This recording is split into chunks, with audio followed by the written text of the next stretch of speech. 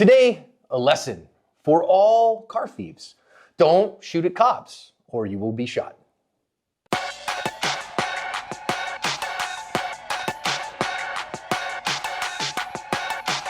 Hi everyone, welcome to today's badge cam lesson here at Active Self-Protection. Every day here at ASP, we post a use of force incident caught on camera, analyze it for lessons learned so that your training and practice can be more research informed. I'm your host every day, John Correa. I'm your co-host, Mike Williver. Today's video comes to us from the Whales, just kidding, San Diego, California. Mr. Target is the sponsor of today's video. If you're looking for excellently engineered steel targets that will withstand thousands and thousands of pistol, rifle, or shotgun rounds, Mr. Target is my go-to resource. They've got self-sealing rubber targets too, and you can see us use them all the time on the Active Self-Protection Extra YouTube channel. Hit the link in the description to check Mr. Target out and be sure to thank them for sponsoring today's video.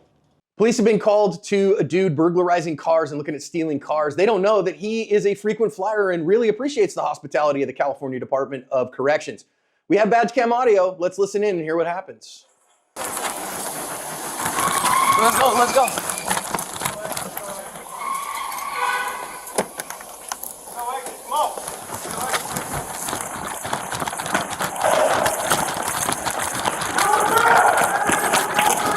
What pursuit? What pursuit?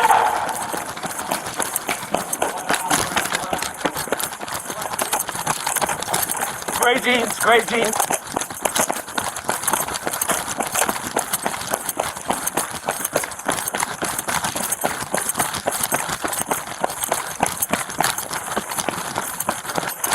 Get on the fucking ground!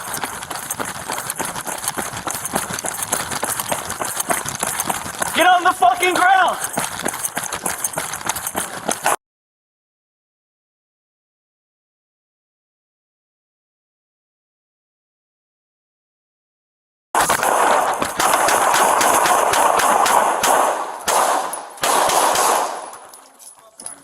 Shots fired. He's down. Stay on the ground! Stay on the fucking ground! It's good. I'll stay lethal. All right, Go less lethal. I'll stay lethal. Where's that gun? It's next to him. Where's the gun? Scoot forward. Crawl away from the gun now! If you need help, scoot away from the gun. We're not gonna move up there unless we know we're safe. Get away from the gun. Huh? You guys ready? Yeah. Let's move. Hold on. Hold on a second. Stop right here. Hold on. Do you see the gun? Is it down? I can't. Can you get less lethal? Yeah, Hold your hands. okay, dude. Okay. All right. Yeah. Go ahead. Let's move up. 16 gun one moving up on our target. Don't fucking reach for anything. Don't reach for anything. Hey, don't you fucking move. I can't move my Justin, don't move. I'm not on your stomach. Get on your stomach now. On your stomach now. My arm, brother. Give me handcuffs. They got this dude into custody. He's facing a plethora of new charges. He's been interacting with the cops since like literally 2003. So he gets some more felonies. He's going to spend some more time enjoying prison food and penis. This is the gun that he had. You can see the fact that he, that it had malfunctioned. Holy crap, a cop with some shooting skills. Mm-hmm. They exist, they're out there. And good cardio. Rule number 1 of Zombieland. You know, Mike, I really think the first thing we got to think through here is that the officer's first responsibility in these kind of high-stress calls is to sort through the chaos. You know, this isn't a clear conflict here. This isn't even complex or even complicated. This is chaotic. And to sort through that chaos to figure out what you need to do is your first task. Yeah, I think also when you're on the way to a call, look, a car burglary in progress isn't really a super hot call. It's not like, someone burglarizing a house or, an armed robbery or something like that. It can fall down the list, on dispatch if more important calls come out. So this is a pretty common call. And usually by the time you get there, the person's gone. That's why I want my officers to be thinking in advance. Okay, this could be more than what it appears to be. I need to be on my game. As John likes to say, treat every call like it's training evolution and be ready to go. It doesn't mean be, super itchy and ready to, shoot everybody you see. I'm just saying be ready for whatever, because whatever might happen. The fact that this guy took off running is a good indicator. Anytime somebody ran away from me on the job, I assumed they had a weapon on them, just because it was better that way for me. And I think he did a great job of catching up with this guy. So good physical fitness, good cardio, and just great awareness on his part. I think, John, you want to talk about this light. Nice light. Good throw, really bright. So good on him for that. Yep, love that. Also, again, rule number 1 of Zombieland, cops, right?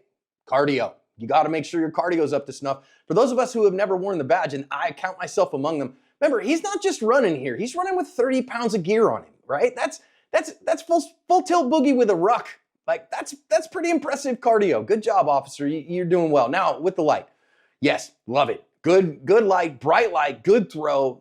Don't cheap out here, right? Don't put a crappy O-light on your pistol, officers. Oh boy, I said it. We're going to get more letters. Put a Surefire, put a Streamlight, put a Mod Light, put a Cloud Defensive on there. Yes, spend a little bit of money. But remember as well, that's the direction your gun is pointed.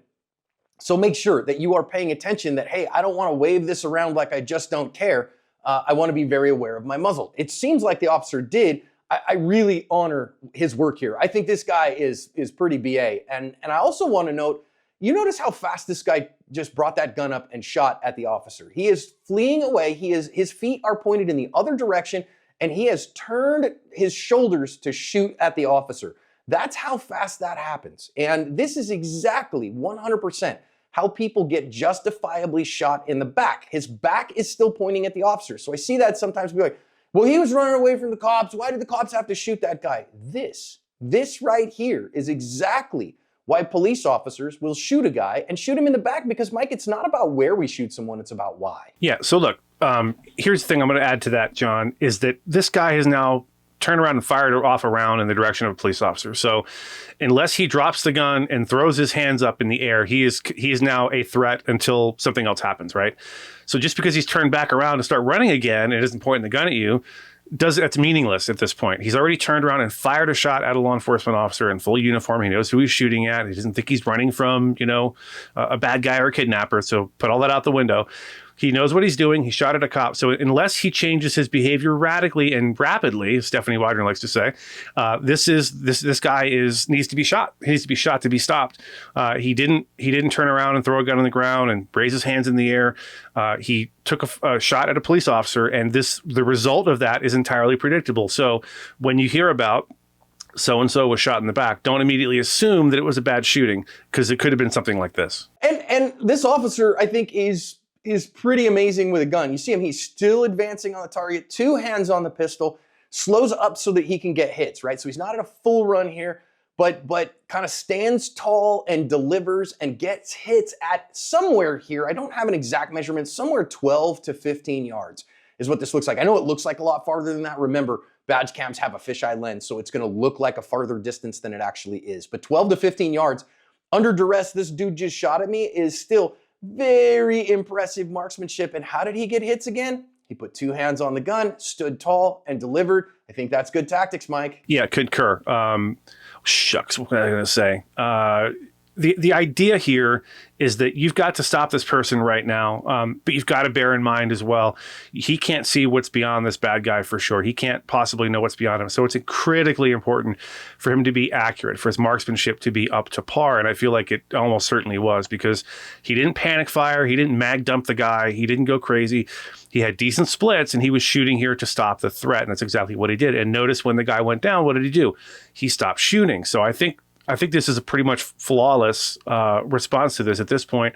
2 hands on the gun, not calling for backup or not calling for whatever in the middle of a gunfight on the radio. He did get on the radio afterwards, but at least the shooting was over. At least at that point, the bad guy was down. I think he did a fantastic job. Now we're going to talk about cover here for just a little bit. Now, are these poles, are these supports for the staircase or whatever we're looking at here, a deck maybe, are they bulletproof? We don't know, right? That could just be a bunch of plaster with some 2x4s in the middle, but there's enough of them and there are stairs and other things in the way that I feel like this is pretty decent cover, even if it's not perfect. Never let the perfect be the enemy of the good. So sometimes your cover might be, as I've said before, a fire hydrant or a mailbox or something small. Use what you got. I think you did a fantastic job of realizing, okay, he's down. I need to reassess. Let me get some cover to put something in between me and this bad guy. I love that he didn't race in on the guy. I love that he was like, okay, wait a minute. This guy could still be shooting at me. He could still have access to the gun. If you go watch the original from San Diego PD, they do a pretty good job of telling the guy, hey man, we're not going to come up next to you while you are still next to that gun. So crawl away from it a little bit and we will come and help you. And then they did. And again, this guy is like, I mean, he's a professional level dirtbag here, right? I mean, he's been fighting cops since 2003, shooting at cops now. He should get a good long while in a state-sponsored gated community for this one, but it's California, who knows? Literally, the guy was out on bond for less than a month on, for previous offenses. I really think that these officers did a pretty good job. Now, that said, this one little nitpick. He does a tactical reload here. Notice how long his gun is out of the fight. So he strips the magazine out, then goes and fishes a new one out. He's got 2 magazines in his hand. He's going to put that one in there, then stuff the other magazine, and then get his gun back in the fight. Takes him about 7 or 8 seconds that his gun is out of the fight. Hopefully he's got a partner nearby who's got a gun trained on this guy. I very strongly prefer Tom Gibbons' proactive reload here to a tactical reload. The officer should have at least 3 spare magazines on his person. So the best thing to do here, grab your spare magazine, bring it up to the gun, hit your magazine release, let that half or partial magazine drop out of the gun, put the new one in, and get back on target. So, or in a low ready position, right? So that and your gun is only out of the fight for about a second and a half. Tom has offered a $10,000 reward to any officer who can show that they used any rounds from a retained magazine to win a gunfight. And you know what, Mike? He has never paid that out. Yeah, I can imagine. So this is one of those things I'm ashamed to say that I taught sort of blindly because it was taught to me, never really questioned. Is this really worthwhile? Now, look, is there ever a time when you have enough time, distance, and cover that you can retain a magazine? Sure, you can. I don't think this is a good example of that. The bad guy we're unknown. We don't know his condition. We don't know if he's got a gun in his hand. So I really do want to see you just get, like John said, get the spare magazine out, get rid of that magazine that's in the gun, the partial magazine, and get your gun back in the fight. And then here's another thing. A lot of people lament the quote unquote militarization of the police department. This right here is connected to why I think outer vest carriers, tactical carriers are a great idea, because what it meant for me was I can now carry 2 or 3 mags on my belt or 2 or 3 bags additionally on my vest. I usually had at least 4 spare mags for my pistol when I hit the street, just for that reason. So you shouldn't be too worried about, oh no, if I discard this magazine, now I'm in trouble. This is really important, right? Again, as a patrol cop, minimum 3 spare magazines on your person. And I very seldom see officers need that many, very, very seldom. But I think at 3, you can be very confident that a proactive reload is a perfectly acceptable thing during a lull in the fight. Very tiny thing here. I'm not getting on this officer. I think he's a stud, and I think he did an incredible job. Now, I do want to note here one last bit, just one last little thing, and that is our perp's firearm, okay? Now, as a general rule, the Smith & Wesson M&P Shield, which is what he has here, is an okay gun. It is a little susceptible to limp wristing, and I'm grateful for that because this dirtbag needed to go to prison. I will say I want all of us who are good, sane, sober, moral, prudent people, especially those who are carrying this particular firearm, to recognize a couple things. Number one, that it is a little prone to limp wristing. We see shooters that don't have really good grip strength, that they get these kinds of malfunctions, these kind of tip up, feedway stoppage style malfunctions pretty regularly in training classes. So where does this tend to happen? Dry guns. Make sure that your firearm is lubed. Dirty guns isn't the end of the world, but dry guns have problems.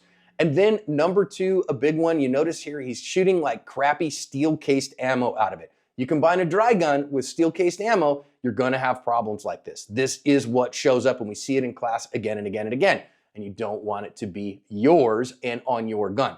Quality, jacketed hollow point defensive ammo, of course, unless you live in the People's Republic of New Jersey and you can't do that. Otherwise, if you are living in the rest of free America, quality jacket at Hollow Point, the usual suspects are Federal HST or Spear Gold Dots as defensive rounds are the default settings. And if you're going to use something different than that, I'd really kind of question why. Those are the big performers. I'll put a link in the description to Lucky Gunner's ballistic testing report, which will list everything for you and give you some comparison notes. You can do that. Thank God his gun malfunctioned. That's good. That was less danger to the officers, but I don't want yours to as a private citizen. This officer, I don't know, Mike, what do you think? Should we send this guy a Special Pants Brigade patch? I think he is worthy of said patch. Do me a favor in the comments. If you know someone or you personally as a law enforcement officer or a private citizen have ever had a partial magazine that you retained that you then reinserted into the gun and used, let us know down below in the comments. We want to know. And if anyone has this officer's information, send it to me, Mike at ActiveSelfProtection.com, and we will get him out one of our newly minted Special Pants Brigade patches. At the end of the day, this officer was an absolute meat-eating crime fighter and a go-getter. He did what had to be done, and he covered his ass.